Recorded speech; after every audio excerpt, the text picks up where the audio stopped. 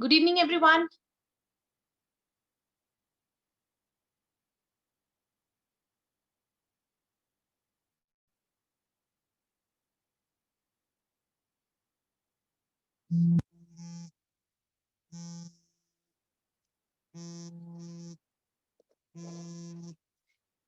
So we will be discussing. Am I audible to everyone there?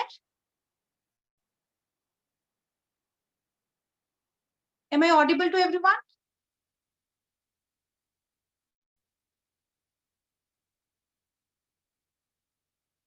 Good. So last time I think we have completed up our geography part, isn't it? Or do we have to still continue with it? हमने types of forest करने हैं अभी, है ना? We have started up with the last chapter of geography, natural vegetation and wildlife, in which we have learned about few important concepts of India's vegetation and wildlife.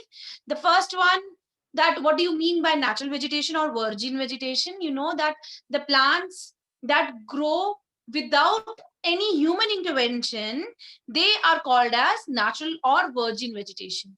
उसके बाद हमने पढ़ा था कि endemic और इंडिजिनस प्लांट्स कौन से होते हैं जो हमारी कंट्री के होते हैं, ठीक है, और एग्जॉटिक होते हैं जो बाहर से लाए गए होते हैं, ठीक है। उसके एग्जांपल्स भी मैंने आपको दिए थे। उसके बाद फ्लोरा और fauna, the the concepts of flora and fauna were also discussed, isn't it? Flora is the plant life and fauna is the animal life, or we can say animal kingdom, right? उसके बाद हमने पढ़ा था कि factors on which this biodiversity is dependent, इतनी biodiversity जो India में है वो क्यों है, उसके क्या फैक्टर्स हैं वो भी हमने पढ़े थे। तो दो मेन फैक्टर्स हैं, one is relief and the other one is climate.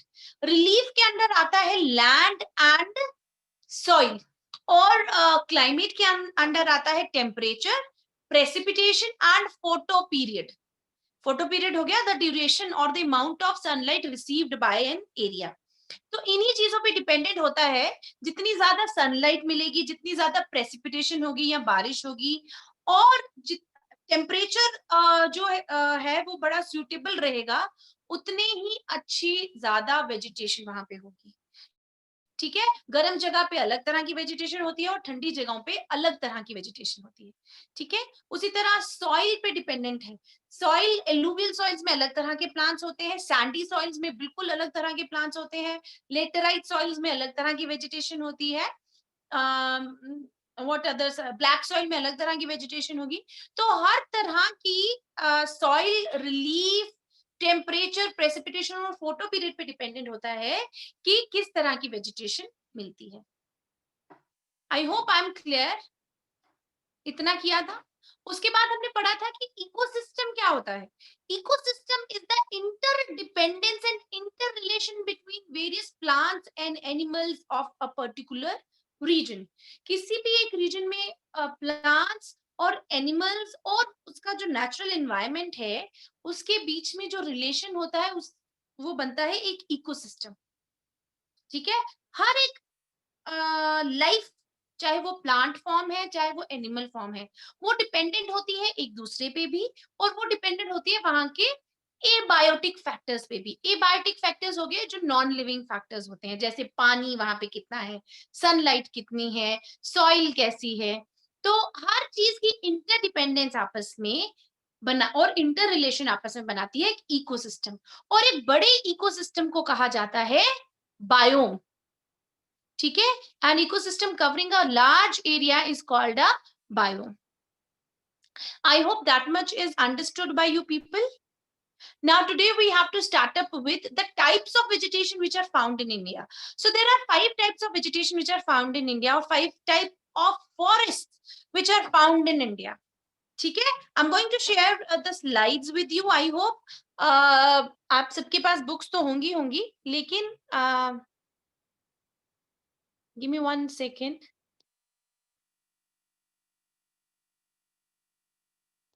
All right. तो अब हम शेयर करेंगे। इज इट, पहले मुझे बताइए बेटा, हमने यही करना है ना अभी, forest types of forest start करने हैं ना आज? व्हाट डू यू से?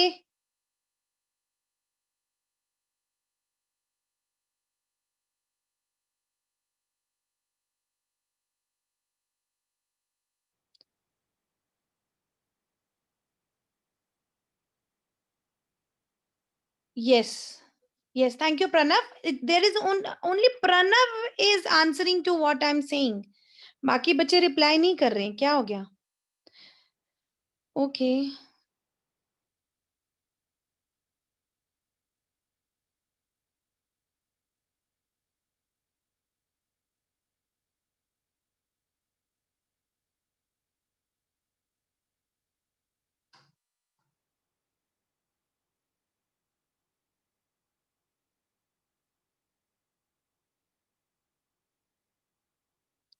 All right.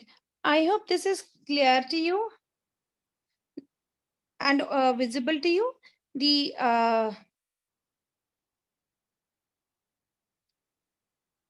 तो ये हमने कर लिया हुआ है, natural vegetation, virgin vegetation, land, soil, temperature, ये सारे फैक्टर्स हमने कर लिए हैं। हमने इकोसिस्टम के बारे में भी पढ़ लिया है। Today we have to start up with the 5 types of forest which are found in India.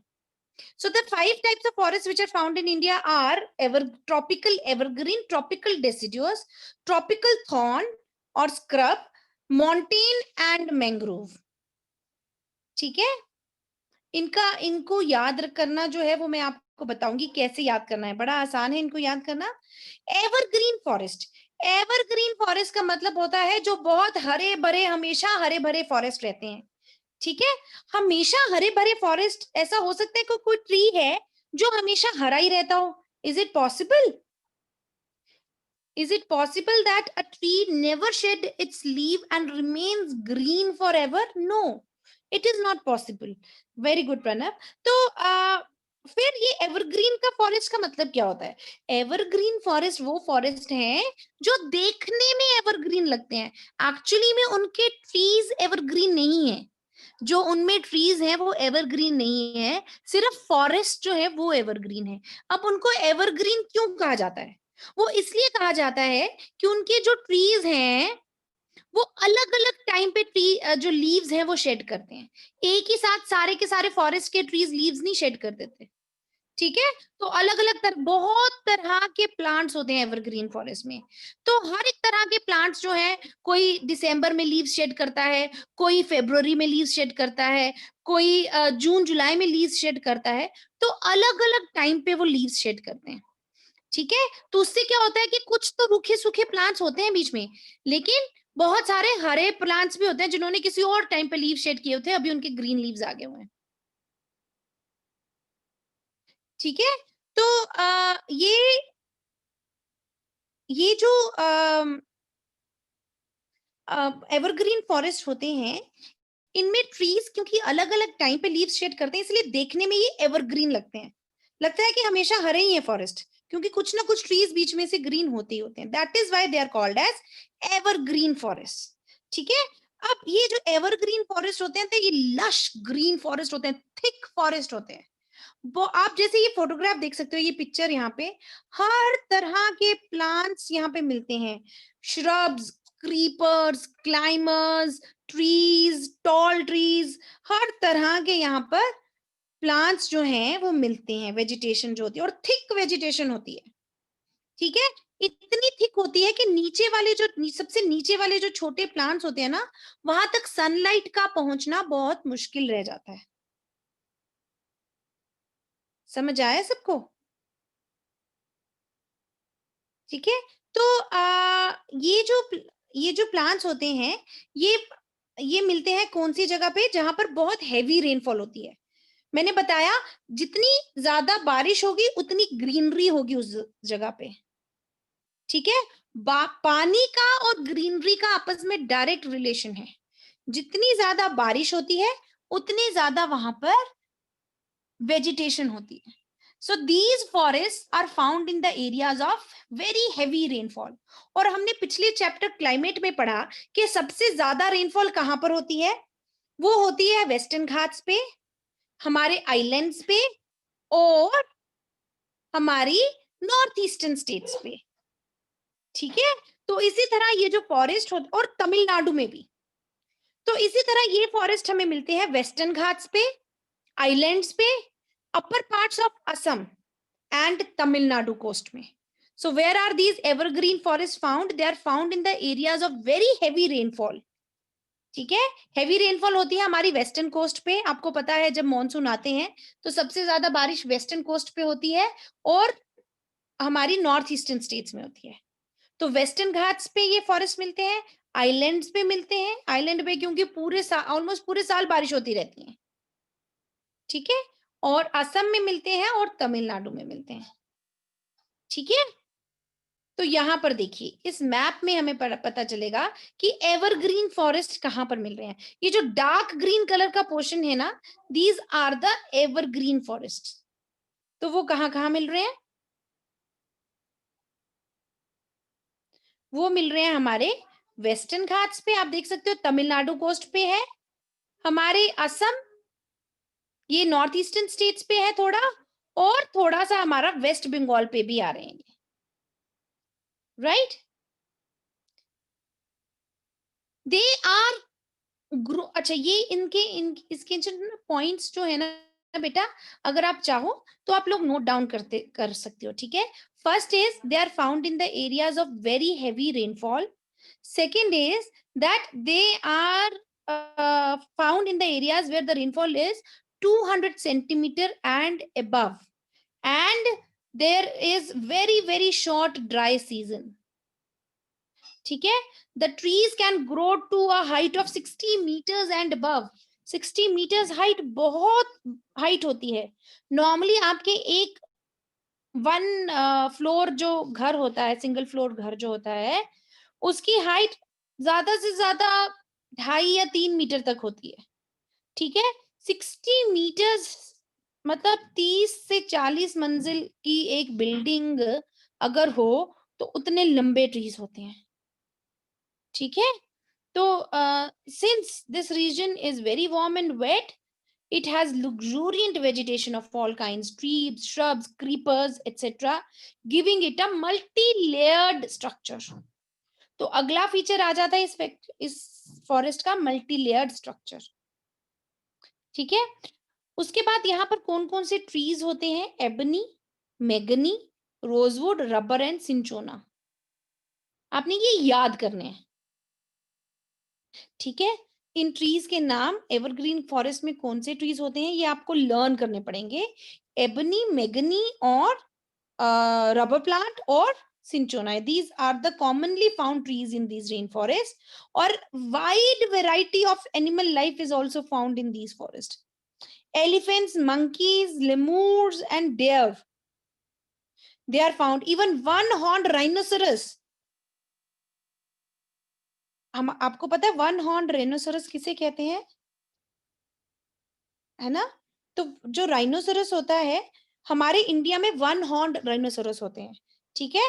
Africa में 2 हॉर्न रेनोसोरस होते हैं, जिसे कि हमारी लोकल लैंग्वेज या हिंदी लैंग्वेज में गैंडा कहते हैं, ठीक है.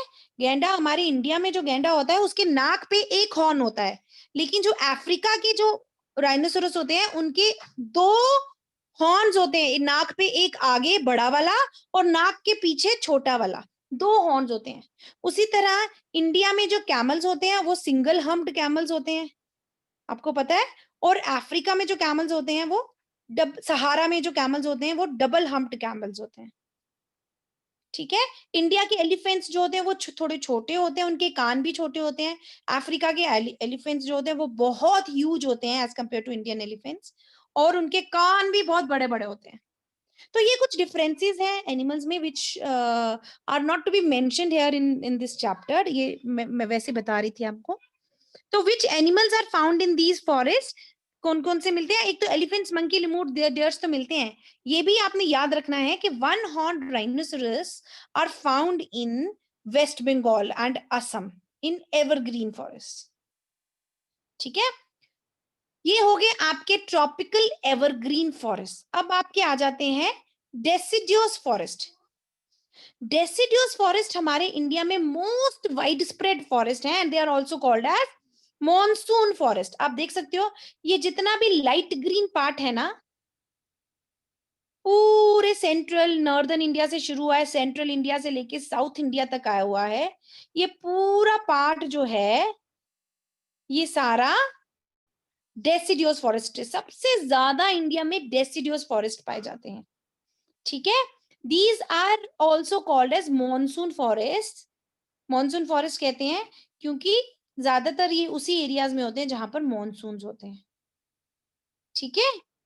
और ये जो फॉरेस्ट होते हैं they are found in the areas of rainfall 200 to 70 centimetre and are further divided into wet deciduous forest and dry deciduous forest.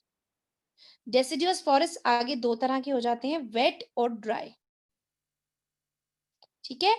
wet deciduous forest जो हैं उनकी जो रेनफॉल है वहां पर 200 to 100 सेंटीमीटर होती है, और जो ड्राई डेसिडुअस फॉरेस्ट होते हैं वहां पर रेनफॉल जो है वो 100 to 70 सेंटीमीटर होती है, ठीक है। और हमारे जो डेसिडुअस फॉरेस्ट होते हैं, आप ध्यान से सुन लीजिए दोबारा, deciduous forest are found in the area where the rainfall is between 200 to 70 centimetre, 200 centimetre से 70 सेंटीमीटर, 200 से ज्यादा जहां पे रेनफॉल होती है वो एवरग्रीन फॉरेस्ट होगी, ठीक है। और जो 200 से 70 सेंटीमीटर जहां पर रेनफॉल होती है वो हो गए हमारे डेसिडुअस और मॉनसून फॉरेस्ट, राइट। तो these deciduous forests are further divided into wet and dry deciduous forest. wet हो गए जहां पे थोड़ी बारिश ज्यादा होती है, जैसे 200 to 100 सेंटीमीटर तक, और dry deciduous हो गए जहां पे 100 to 70 सेंटीमीटर रेनफॉल होती है, थोड़ी कम होती है, ठीक है। The wet deciduous forests are found in the northeastern states, foothills of Himalayas, Jharkhand, West Orissa, Chhattisgarh, and eastern slopes of Western Ghats, ठीक है। और मेन ट्रीज यहाँ पर मिलते हैं टीक, बैम्बू, साल, शीशम, सैंडलवुड। ये आपने नाम याद करने हैं बेटा, अगर ये सारे नाम याद नहीं होते तो 3-4 नाम तो आपने याद ही करने कि कौन सी जगह पे कौन से ट्रीज होते हैं। उसी तरह ड्राई डेसिडुअस जो फॉरेस्ट जो होते हैं वो कम रेनफॉल वाली जगह पे होते हैं, 100 to 70 centimetre, and are found in the peninsular plateau, plains of Bihar and Uttar Pradesh. और यहाँ पर भी ट्रीज जो है आप देख सकते हो ऑलमोस्ट सेम है। टीक जो है वो ऊपर भी है, वेट डेसिडुअस में भी है और ड्राई डेसिडुअस में भी है। साल जो है वो भी वेट और ड्राई डेसिडुअस दोनों फॉरेस्ट में है, ठीक है। उसके बाद पीपल और नीम भी मिलता है यहाँ पे, ठीक है। ये जो डेसिडुअस फॉरेस्ट है ये ज्यादातर क्लियर कर दिए गए हैं for the purpose of cultivation and grazing के लिए इन फॉरेस्ट को क्लियर कर दिया गया है। The common animals found in these forest, deciduous forest are lions, tigers, lions और टाइगर्स दोनों मिलते हैं यहाँ पर इन फॉरेस्ट में, पिग, डियर एंड एलिफेंट्स, ठीक है। तो ये हो गए deciduous forest. Now come the thorn forest. Thorn forests are those forests which are found in the areas of less than 70 centimetre of rainfall. आप सोच सकते हो पूरे साल में सिर्फ 70 सेंटीमीटर जहां पे रेनफॉल होती है उससे कम वहां पर मिलते हैं। तो ये they are mostly found in the dry regions of India, right. They are mostly found in the dry regions of India, right. The natural vegetation consist of thorny trees and bushes, ठीक है। सिर्फ यहाँ पे thorns क्यों होते हैं? Y दी, आपको पता है जो थॉर्न्स होते हैं ना they are modified leaves, thorns are modified leaves, ठीक है। Why the leaves turn into thorns, leaves thorns इसलिए बन जाते हैं ताकि, मैंने आपको पिछली बार अगर याद होगा तो बताया था कि प्लांट्स की लीव्स जो होती हैं they lose water in which is called as transpiration. Transpiration के थ्रू जो प्लांट जो ट्रीज होते हैं उनकी लीव से जो पानी बाहर एटमॉस्फेयर में रिलीज होता है, ठीक है। तो अगर किसी ऐसी जगह पे ट्री लगा है जहां पर बारिश बड़ी कम है, पानी बड़ा कम है, तो वो वाटर लूज कम करना चाहेंगे, तो वाटर को अपने अंदर ही रखना चाहेंगे, प्रिजर्व करके, कंजर्व करके। तो वो क्या करते हैं कि अपनी लीव्स जो हैं उनको सिकुड़ के कांटों में इवॉल्व कर देते हैं, ताकि पानी वहां से ट्रांसपीरेशन के थ्रू लूज ना हो सके ट्रीज में से। That is why the leaves have turned into thorns.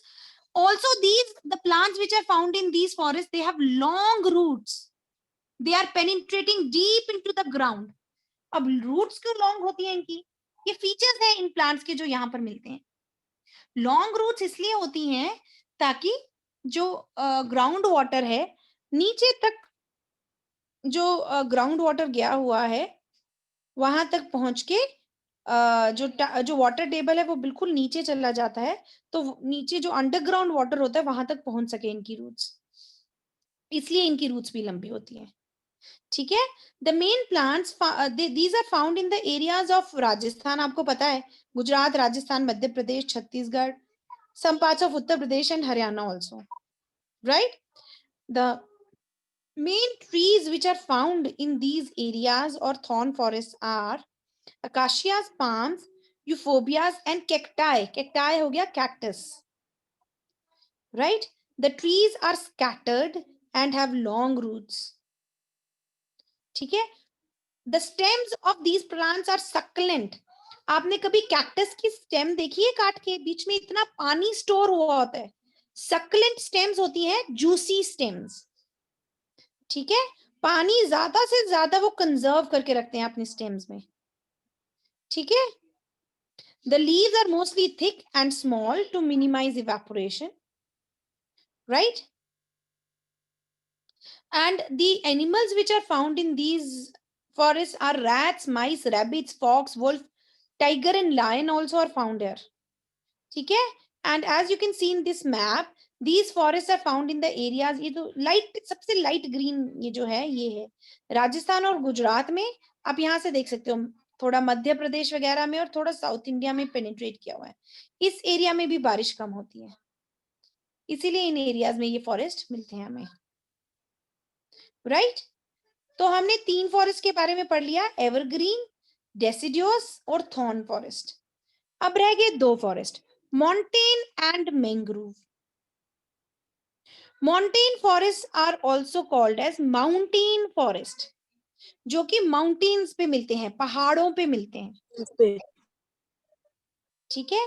और जो पहाड़ों पे फॉरेस्ट होते हैं ना, उनकी पेक्यूलियर फीचर ये है कि पूरे पहाड़ पे सेम तरह की वेजिटेशन नहीं मिलती है। जैसे जैसे हम with the increasing altitude there is decrease in temperature. जैसे जैसे पहाड़ के ऊपर चढ़ते जाएंगे टेम्परेचर कम होता जाएगा, और जैसे टेम्परेचर कम होता जाएगा वेजिटेशन भी चेंज होती जाएगी। ठीक है। तो जो हमारी फॉरेस्ट है, माउंटेन फॉरेस्ट या माउंटेन फॉरेस्ट होते हैं, वहां पर जो वेजिटेशन होती है वो चेंज होती जाती है with the increase in altitude. ठीक है। The wet temperate type of forest are found between the height of 1000 to 2000 meters। ठीक है। और यहाँ पर जो 1000 to 2000 meters के जो फॉरेस्ट हैं माउंटेन्स पे जो मिलते हैं, उन वहां पर ज्यादातर evergreen broad leaves such as oaks and chestnuts are found. ठीक है। उसके बाद 1500 से 3000 मीटर की हाइट पे हमें मिलते हैं कोनिफरस ट्रीज लाइक पाइन, देवदार, स्प्रूस एंड सिडार, जहां पर स्नोफॉल होती है।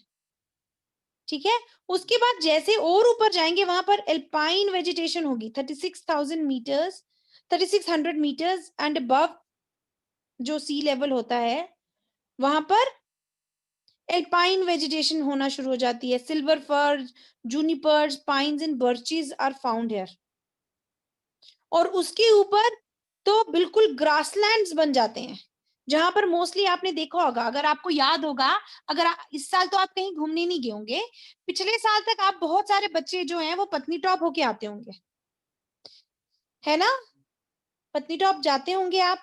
जब आप पत्नी टॉप जाते हो तो उसके आगे एक जगह आती है,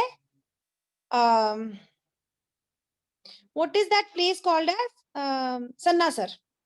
सन्नासर, जब आप पत्नी टॉप से सन्नासर जाते हो या पत्नी टॉप से नत्था टॉप जाते हो, वहां पर आप देखते हो कि ट्रीज बहुत कम है और ग्रासलैंड है सिर्फ।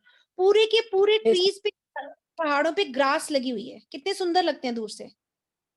कोई कोई ट्री होता है बीच में, बाकी सारे ग्रास से भरे होते हैं। Have you ever notice that? yes ma'am. Yes. तो वो जो ग्रास से भरे होते हैं, वो ग्रासलैंड्स होते हैं, वो नेचुरल ग्रासलैंड हैं। वो ऐसा नहीं है कि किसी ने पेड़ काट दिए वहां से और सिर्फ घास उगा दी है, क्योंकि इतनी हाइट पे ट्रीज, बड़े ट्रीज नहीं हो पाते हैं, इतनी ठंड होती है, तो छोटी छोटी ग्रास ही होती है वहां पे। ठीक है। और फिर वहां पर हमने ये भी देखा है कि वहां पर हमारे बहुत सारे गुज्जर बकरवाल जो होते हैं वो वहां पर होते हैं, नोमैडिक ट्राइब्स जो होती हैं। क्यों वहां पर ज्यादा होती है वो नोमैडिक ट्राइब्स? क्योंकि उनके जो कैटल होती है उनके लिए वो ग्रेजिंग लैंड्स बन जाते हैं, जो ग्रासेस होती हैं, ग्रासलैंड्स होते हैं। ठीक है। तो पहाड़, और फिर धीरे धीरे और ऊपर जाएंगे तो वेजिटेशन खत्म ही हो जाती है। या माउंट एवरेस्ट पे आपने देखा है कि जब आप पिक्चर्स में देखते हो माउंट एवरेस्ट या कोई भी टॉप माउंटेन जहां पर बहुत स्नोफॉल होती है, वहां पर कोई ट्री वेजिटेशन नहीं होती है, वहां पर बिल्कुल कोई वेजिटेशन नहीं होती है, क्योंकि इतनी ठंड में वेजिटेशन हो ही नहीं पाती। ठीक है। तो हमने देखा कि माउंटेन फॉरेस्ट का एक पिक्यूलियर फीचर ये है कि जैसे जैसे हाइट बढ़ती है वैसे वैसे वेजिटेशन जो है वो चेंज होती जाती है। ठीक है। और लास्ट में ग्रासलैंड्स आ जाते हैं जहां पर नोमैडिक ट्राइब्स रहती हैं, और उसके बाद खत्म ही हो जाता है धीरे धीरे vegetation. Common animals found in mountains और mountain forest are Kashmir stag. Kashmir stag हो गया, जो हिरन मिलता है यहाँ पर हमारे जम्मू कश्मीर में। Spotted deer, wild sheep, jack rabbit, Tibetan antelope. Antelope is also a kind of deer only. Yak, snow leopard, squirrel. Yak पता है ना सबको, याक देखा होगा सबने। Yes ma'am. इंडिया में याक जो है वो कहाँ पर मिलता है? एक ही जगह जहां पर होता है।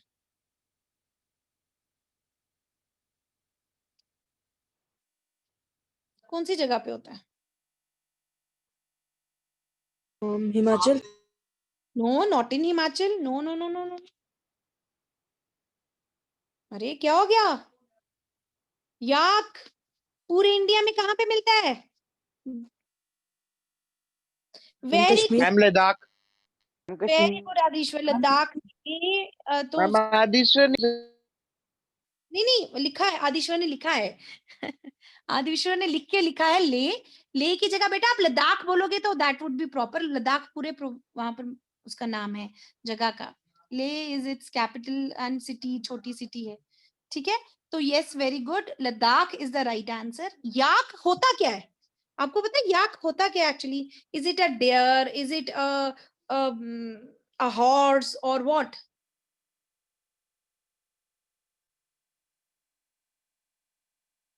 याक किसकी काइंड है? It is a kind of,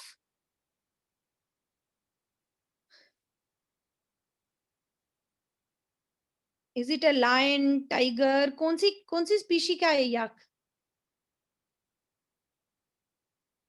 nobody knows it. Yak is a No. Kind of या बफलो। पता है आपको? Yak is a Yes. Kind of buffalo. ठीक है। काउज और बफलोज की काइंड है जो याक है। It is a cattle. ठीक है। जो लद्दाख में है, हमारे जम्मू में या प्लेन्स के लोग जो हैं, we get milk from buffaloes and cows. There in Ladakh, people, the cows and buffaloes are not found there. People drink yak's milk. Yak is a cattle. ठीक है, it is a kind of cow or buffalo you can say.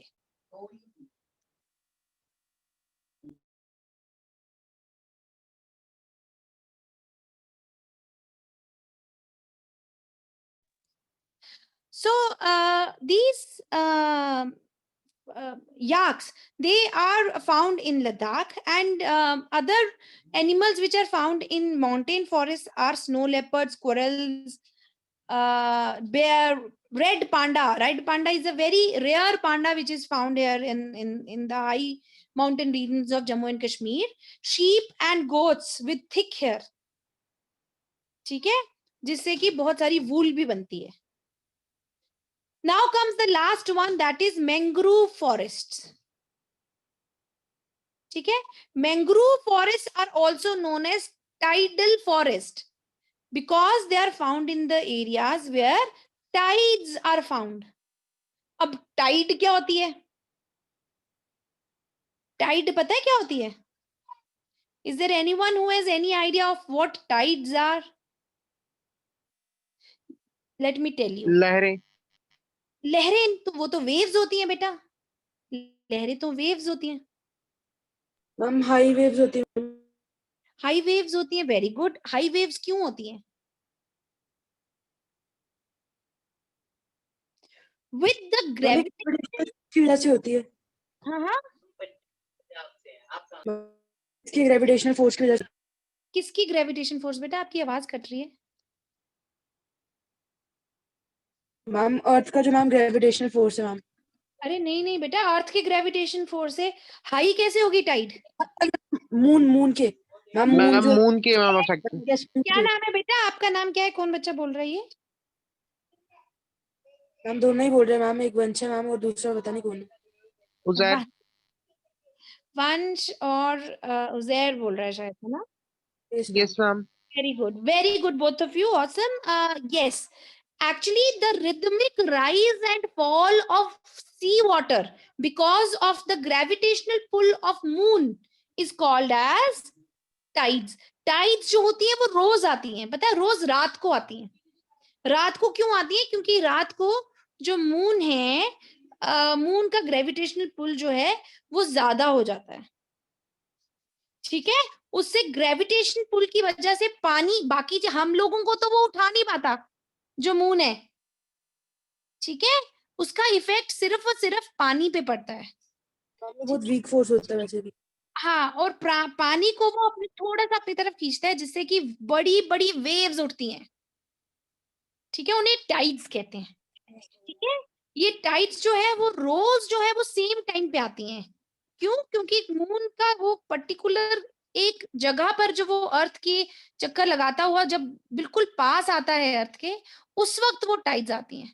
तो वो rhythmic cycle बन जाता है। Rhythmic means जो पूरा same intervals पे on end of, on end of, on end of होता है, ठीक है? तो उसे टाइड्स कहते हैं। तो टाइड्स जो है वो जहां पर बहुत ज्यादा टाइड्स आती है ना, और टाइड्स का पानी जमा हो जाता है जहां पर जैसे ही वेव्स ऊपर आती हैं तो वो आगे पीछे लैंड में पानी उनका जमा हो जाता है, ठीक है? उन जगह पे जो फॉरेस्ट होते हैं उनको टाइडल या मैंग्रोव फॉरेस्ट कहते हैं, ठीक है? सो मैंग्रोव और tidal forest are found in the areas of coasts influenced by tides. Mud and silt get accumulated in these areas, and dense mangrove forests with roots of plants submerged under water are found in these areas. उनके जो roots होते हैं इन mangrove forest के, उनके roots जो होते हैं वो पानी के अंदर सबमर्ज्ड रहते हैं, ठीक है? और पानी के अंदर से वो ब्रीथ करते हैं। और ये फॉरेस्ट कहाँ पर मिलते हैं? डेल्टाज ऑफ गंगा, महानदी, कृष्णा, ये सारे के सारे, ज्यादातर आप देखोगे ये सारे के सारे मैंग्रोव फॉरेस्ट हमारी ईस्टर्न कोस्ट पे मिलते हैं, क्योंकि वो जो जगह है वहां पर, ईस्टर्न कोस्ट जो है वहां पर बहुत ज्यादा टाइड्स से इफेक्ट रहता है, ठीक है? सो Ganga, Mahanadi, Krishna, Godavari, Kaveri, etc. are the areas where these tidal forests are found. Which type of trees are common here? Sundari trees. Sundarban जो हमारा जो डेल्टा है, जो ब्रह्मपुत्र और गंगा रिवर से मिलके बनता है सुंदरबन डेल्टा, जहां पर सुंदरी ट्रीज होते हैं वो मिलते हैं, ठीक है? उसके अलावा palm, coconut, keora, agar also grow in some parts.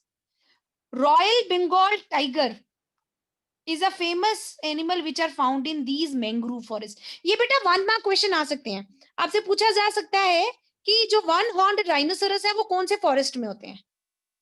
अभी बताया था मैंने, वन हॉर्न्ड राइनोसोरस कौन से फॉरेस्ट में होते हैं?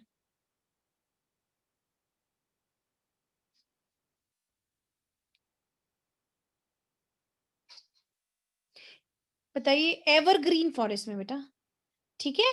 उसी तरह अगर पूछेंगे तो कि रॉयल बंगाल टाइगर कौन से फॉरेस्ट में होते हैं, तो वो मैंग्रोव या टाइडल फॉरेस्ट में होते हैं। Even turtles, crocodiles, gharials and snakes are also found. ठीक है। So these were the 5 types of forest. मुझे आई होप कि you all have understood all these 5 types of forest well. And now let's have a quick revision. 5 तरह के forest कौन से होते हैं? एवरग्रीन फॉरेस्ट, जहां पर 200 सेंटीमीटर से अबव रेनफॉल होती है, बहुत ज्यादा रेनफॉल होती है। And they are found in the islands, हमारे अंडमान निकोबार और लक्षद्वीप आइलैंड्स, वहां पर होते हैं, वहां पर बड़ी बारिश होती है। वेस्टर्न घाट्स पे बड़ी बारिश होती है, वहां पर होते हैं। असम में बड़ी बारिश होती है और तमिलनाडु में। इन 4-5 जगहों पे ये फॉरेस्ट होते हैं। यहाँ पर इन फॉरेस्ट के जो ट्रीज होते हैं, they shed their leaves at different times, that is why they appear to be evergreen, and these forests are multi-layered forest। एक ही तरह के ट्रीज नहीं होते, बड़ी मल्टी लेयर्ड फॉरेस्ट होते हैं, छोटे से बड़े प्लांट्स मिलते हैं यहाँ पे। ठीक है। Ebony, mahogany etcetera, cinchona and rubber are the trees which are found here। and animals तो हर तरह के एनिमल्स यहाँ पे मिल जाते हैं, स्नेक्स, लीजर्ड्स, डेयर्स। ठीक है। Even one horn rhinoceros, elephants, lemurs, ये सब यहाँ पे मिलते हैं। दूसरा है आपका एवरग्रीन के बाद डेसिडियस फॉरेस्ट। डेसिडियस और monsoon forest, they are spread all over India, not all over India, but they are spread to their maximum extent in India। वहाँ the most commonly found forests in India are these forests only। कौन से? Deciduous forest। They are found in the areas of rainfall between 200 to 70 centimeter and are further divided into wet and dry deciduous forests। उसके बाद deciduous के बाद आ जाते हैं आपके montane forest, sorry, thorn forest or scrubs, which are found in the areas of rainfall less than 70 centimeter। Then comes the montane forest or the mountain forest, जो अलग अलग तरह के trees मिलते हैं as the altitude increase। Finally आपके tidal और mangrove forest आते हैं, जहां पर हम मिलता है the royal Bengal tiger. Right.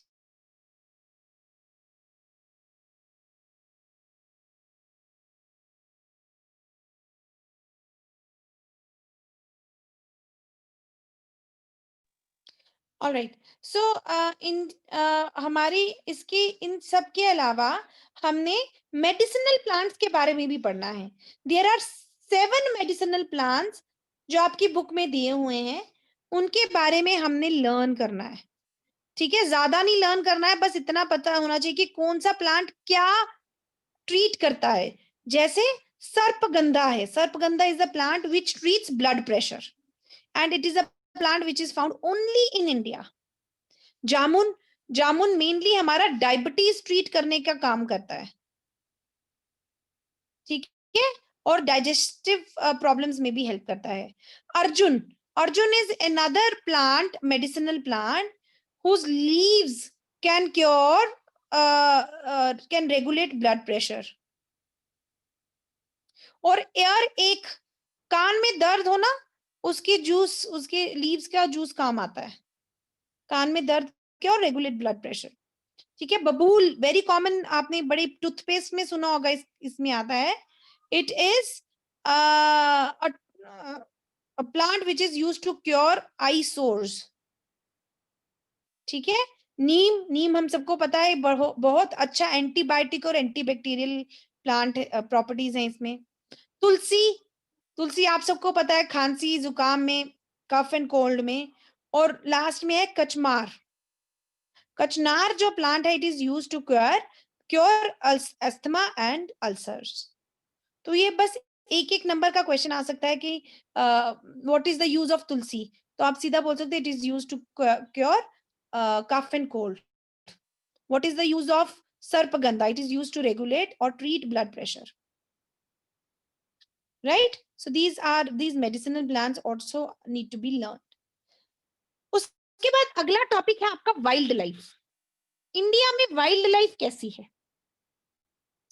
तो वाइल्ड लाइफ जो आप सबको पता है, जो हमारे इंडिया में इतने अलग अलग तरह के फॉरेस्ट हैं, तो हमारे इंडिया में बहुत अलग अलग तरह के एनिमल्स भी मिलते हैं, ठीक है। Like its flora, India is also rich in its fauna, ठीक है। We have at least 90,000 animal species which are found in India, ठीक है, जिसमें से 2000 स्पीशीज बर्ड की हैं और 2500 स्पीशीज फिश की हैं, ठीक है। We also have 5 to 8% of amphibians, reptiles and mammals found in the world. So हमारा India is quite rich in its wildlife also. अब हमने इसमें लर्न करना है कि कौन कौन से एनिमल्स कहाँ कहाँ मिलते हैं, ठीक है। एलिफेंट्स जो हैं हमें पता है कहाँ पर मिलते हैं, हमारे एवरग्रीन फॉरेस्ट में, ठीक है, जहां पर बहुत बारिश होती है। तो they are found in hot wet forest of Assam, Karnataka and Kerala. One horn rhinoceros भी कहाँ मिलते हैं हमें, wet and swampy lands of Assam and West Bengal, right. उसके बाद हमारी डेजर्ट रीजन्स में कौन से मिलते हैं हमें, इंडियन बाइसन, नीलगाय, चोसिंगा, ये सारे अलग अलग तरह के। बाइसन क्या होता है, bison is a type of what, जैसे याक हमने देखा, yak is a type of cattle और cow, you can say what is bison.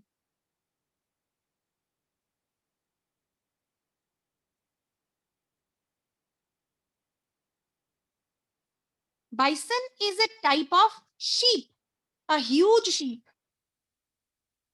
ठीक है।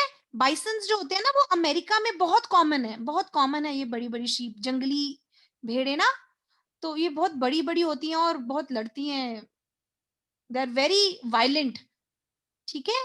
तो Indian bison is a smaller version of American bison, तो वो मिलती है हमें यहाँ पर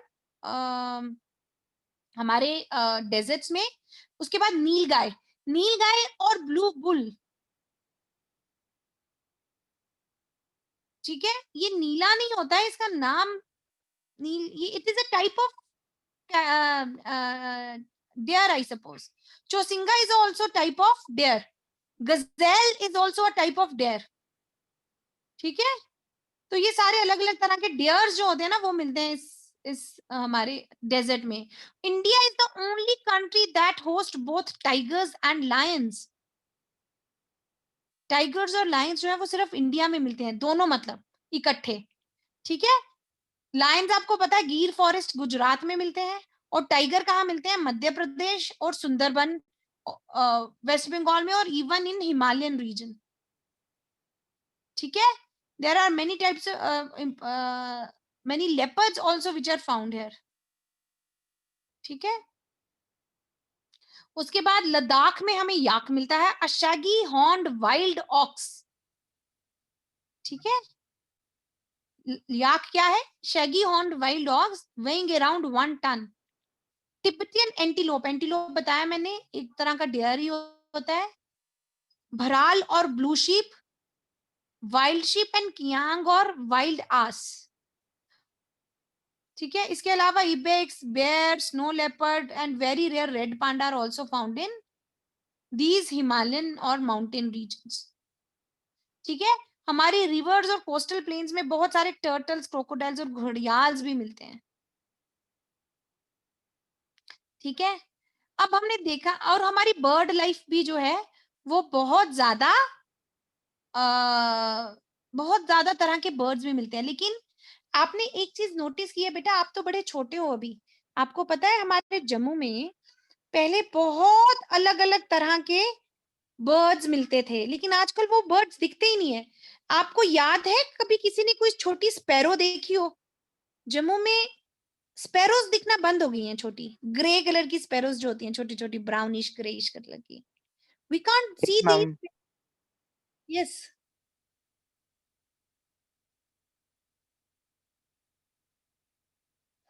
ठीक है, बहुत कम दिखती हैं। जब हम छोटे थे ना, these sparrows used to be, you know, our lawns used to be filled with these sparrows in the early morning and in the evening. इतनी sparrows दिखती थी हमें, ठीक है। आजकल ये खत्म हो गई हैं बिकॉज ऑफ, आपको पता है ये क्यों खत्म हो रही हैं? रेडियो वेव्स के कारण, जो रेडियो वेव्स निकलती है ना, जो मोबाइल की वेव्स निकलती हैं, उनके कारण इन बर्ड्स के जो एग्स होते हैं ना, वो उनकी जो आउटर लेयर होती है ना, वो बड़ी सॉफ्ट हो जाती है, जिससे कि जैसे ही वो एग ले करते हैं वो टूट जाते हैं, जिससे कि उनकी जो जो स्पीशीज हैं वो हमारे जम्मू में वल्चर्स वल्चर्स शास्त्री नगर में और एक दो एरियाज थे आउटर स्कर्ट्स जो जम्मू के थे, वहां पर इतनी वल्चर्स दिखती थी जब हम स्कूल जाते थे, लेकिन आजकल वल्चर देखने के लिए हमें जू में जाना पड़ता है। ठीक है, तो हम लोग देख रहे हैं कि ये सारी स्पीशीज कम हो रही हैं। ये तो चलो, और बहुत सारे आप आपने हिस्ट्री के चैप्टर में पढ़ा होगा कि कैसे रेलवेज जो ब्रिटिशर्स हैं उनके आने के बाद हमारे इंडिया से चीता खत्म हो गया, एक्सटिंक्ट हो गया चीता। इंडिया में पहले हजारों चीता मिला करते थे, लेकिन 1952 के सेंसस में हमें पता चला कि चीता इंडिया से एक्सटिंक्ट हो गया because of hunting and poaching.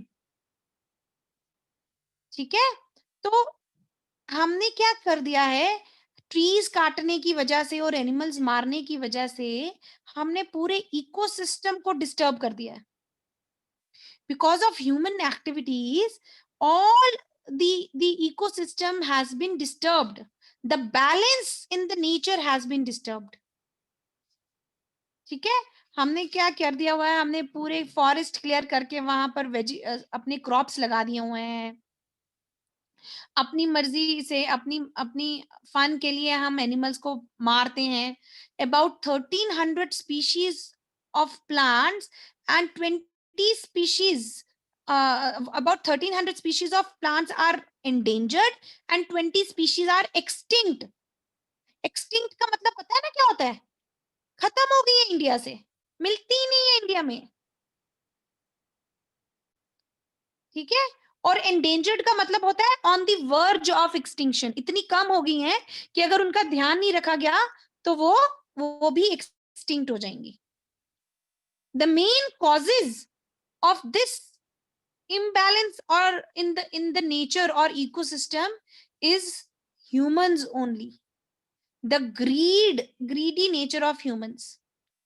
ठीक है, तो इसके पीछे हमने hunting by greedy hunters, pollution due to chemical and industrial waste, acid deposit, bringing exotic और एलियन प्लांट्स टू इंडिया, उसके बाद रेकलेस कटिंग ऑफ फॉरेस्ट, ये सारे रीजंस हैं जिससे कि हमारा पूरा इकोसिस्टम डिस्टर्ब हो गया है।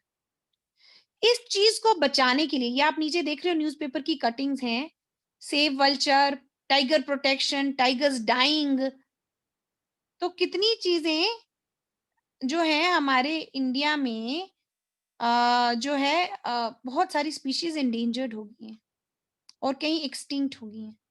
उनको बचाने के लिए 14 biosphere reserves have been set up in the country। ठीक है, उसके बाद financial and technical assistance is also being given।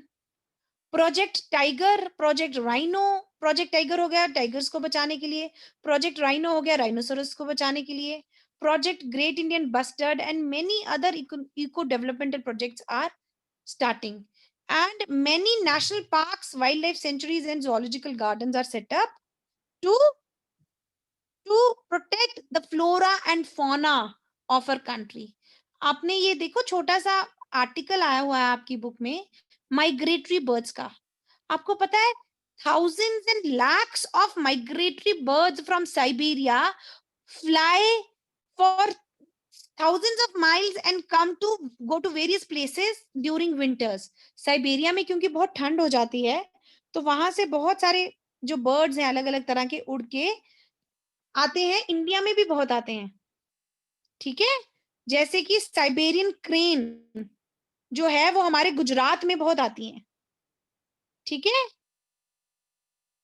बहुत सारे flamingo with their brilliant pink plumage come in thousands to build nests। ठीक है, तो उनका आना भी कम हो गया क्योंकि वेटलैंड्स हमारे इंडिया से खत्म हो रहे हैं, पानी कम हो रहा है। अगर जो थोड़ा बहुत वेटलैंड्स है वहां पर हमने कल्टीवेशन शुरू कर दी है, हमने वहां पर what is it said, pollute कर दिया है उन वेटलैंड्स को, इंडस्ट्रीज बना दी है। इन सब रीजन से हमारी जो इकोसिस्टम का बैलेंस है वो डिस्टर्ब हो गया है। I hope you have understood this chapter. इस चैप्टर का जो मैप वर्क है, ये सारे के सारे हमने wild life sanctuaries, bird sanctuary, national park, ये सारे नहीं लर्न करने हैं, only few are to be learn. ठीक है, ये मैप वर्क आज मैं आपके ग्रुप में भेज दूंगी। ठीक है, with this we complete the chapter. Let me share the map work also with you. Just wait for a moment.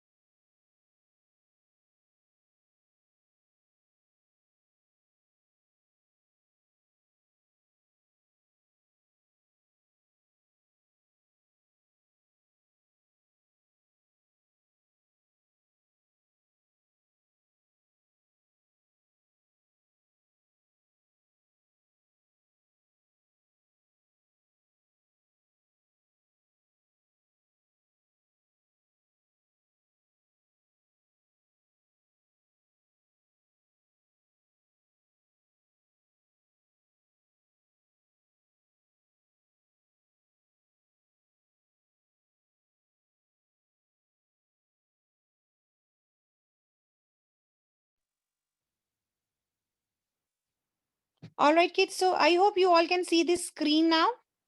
Can you? ये जो आपने दो मैप करने हैं इस चैप्टर में, ठीक है? One is the types of forests. This map, which is also given in your book, that which forests are found in which areas. And the second one is you also have to mark these national parks, bird sanctuaries and wildlife sanctuaries. सारी की सारी नहीं करनी है, ये जो ऊपर नाम दिए हुए हैं बस वही मार्क करने हैं। कॉर्बेट और जिम कॉर्बेट नेशनल पार्क जो यहाँ पर है उत्तराखंड में, आप देख सकते हो। उसके बाद काजीरंगा नेशनल पार्क जो असम में है, यहाँ पर ईस्टर्न साइड में देख सकते हो। राथम्बोर राजस्थान में यहाँ पर है, ये देख सकते हो। उसके बाद शिवपुरी, उसके नीचे ही मध्य प्रदेश में आप देख सकते हो। कान्हा जो है वो नीचे देखो, यहाँ पे सेंट्रल इंडिया में नीचे। कान्हा के बाद सिमलीपाल, सिमलीपाल यहाँ पर है उड़ीसा में। और फाइनली मानस जो ऊपर है असम में। ये सारे नेशनल पार्क्स आपने करने हैं। उसके बाद बर्ड सेंचुरीज जो है वो कौन सी करनी है? सिर्फ दो, भरतपुर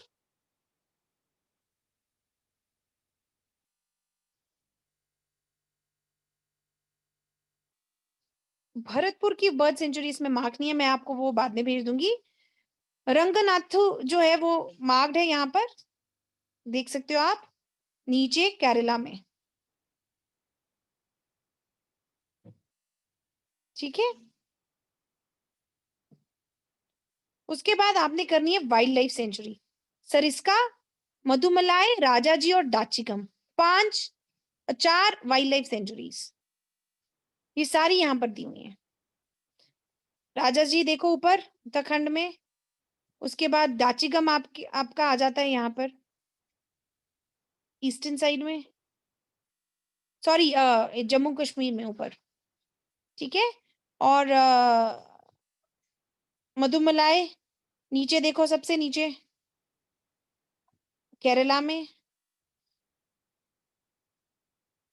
और Sariska, right? So this is what these are the things which you have to learn now. I'm going to send these maps in your group also. ठीक है? Now this completes the chapter natural vegetation and wildlife and your geography syllabus. ठीक है? अब हम आपका economics का last chapter जो रहता है कौन सा है? What is the last chapter of economics? Poverty as a challenge. I think only that last chapter is left. Isn't it?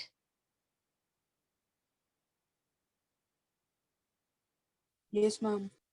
So we are going to complete economics next week. हम economics ले लेंगे. ये तो complete हो गया. आपका political science complete हो गया है कि अभी रहता है कोई chapter political science का?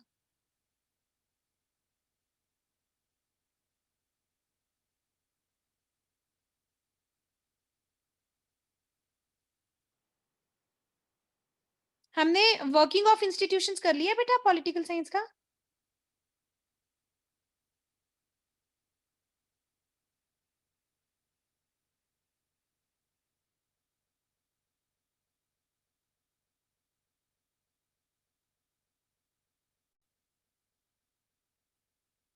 बेटे आपसे पूछ रही हूँ मैं, मुझे बताएंगे आप तो हम नेक्स्ट करेंगे ना? No, ma'am, शायद वो नहीं किया हुआ.